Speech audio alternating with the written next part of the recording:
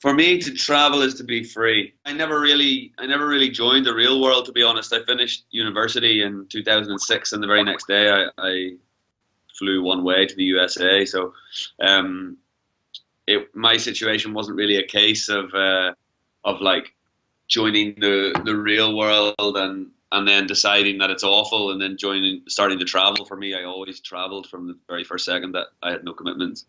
I don't want to look back at my life and feel like I wasted it, you know. And the world is like this big, beautiful place full of awesome people, and I want to meet everyone and do everything and have crazy experiences and memories to cherish and adventures. So I just want to make sure that like when my life flashes before my eyes, it's worth watching. And I really feel like that. Sometimes I go to these crazy places and like it's a little bit dangerous, and I think, yeah, I don't want to die when I'm young, but if I did, I would have no regrets. I've done so much stuff in my 33 years. I feel like I'm really living my life. So for me, that's why I travel. Took me a little bit more than 10 years, almost 11 years. Financially, it probably cost maybe $250,000, something like that, maybe $300,000. Emotionally, it cost me more. It's really difficult. People think that if you visit every country in the world, everyone seems to think that if they have enough money and if they have enough time, that they can do it. Like it's just a matter of having time and money, and those things are like low down the list. Honestly, speaking from experience and coming from a poor family, it's the money and the time is not the biggest thing. It's well, it depends how you want to travel. To do it properly and to explore the world and to do a lot of it alone.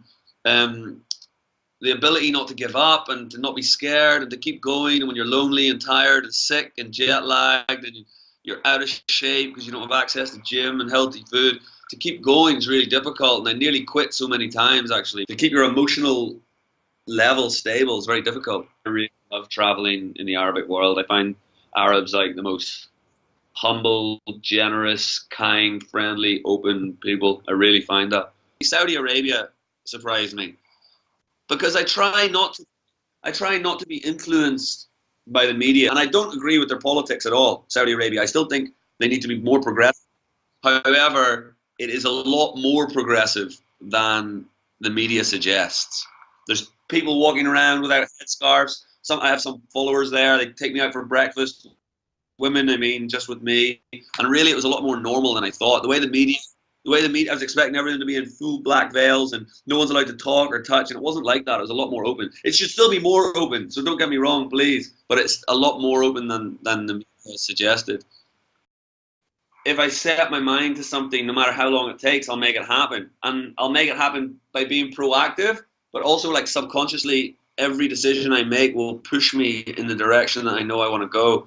Like, I don't know anything about making money online. I don't know anything about programming. I'm a shitty photographer, but still I knew that I wanted to have like, I wanted to be able to share my stories with people. I wanted to be able to inspire people. So despite all those things that I can't do, I made it happen because I knew I wanted it so much.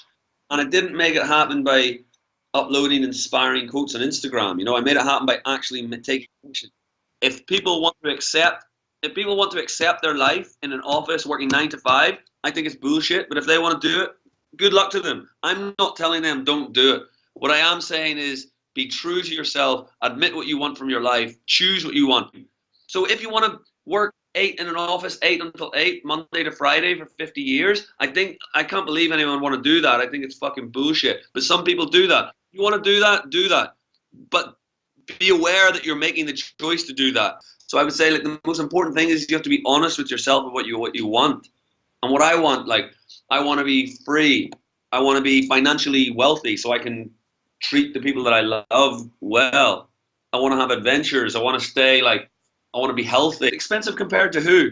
Like if someone from Bangladesh is trying to travel, sure, it's expensive. If some white guy from Spain is telling me it's expensive, I don't believe that, you know, because there's always cheaper countries and don't tell me traveling is expensive when you're using your fucking iPhone and drinking Starbucks and wearing a pair of diesel jeans. It's all about priorities as well. And people tell me, oh, like, how can you afford to travel for 3 months?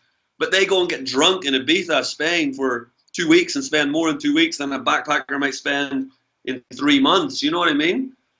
People create obstacles for themselves. People create obstacles for themselves so that they have an excuse why they didn't do what they wanted to do, and that's what they do.